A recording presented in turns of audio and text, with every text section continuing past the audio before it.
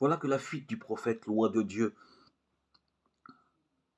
se change en figure prophétique et que ce qui est présenté comme un funeste naufrage devient le signe de la résurrection du Seigneur.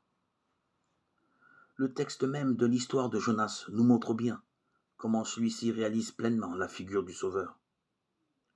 Jonas s'enfuit loin de la face de Dieu, est-il écrit, Jonas chapitre 1 verset 3. Le Seigneur n'a-t-il pas lui-même, pour prendre la condition et le visage de l'homme, fui la condition et le visage de la divinité? Ainsi le dit l'apôtre Paul, lui qui était de condition divine. Il ne retint pas jalousement le rang qu'il égalait à Dieu, mais il s'est anéanti, prenant la condition de serviteur. Philippiens 2, 6, 7. Le Seigneur a revêtu la condition de serviteur pour passer inaperçu dans le monde, pour être victorieux du démon. Il s'est fui lui-même dans l'homme. Il ne dit pas « je fuis Dieu », mais « je m'enfuis loin de la face de Dieu ».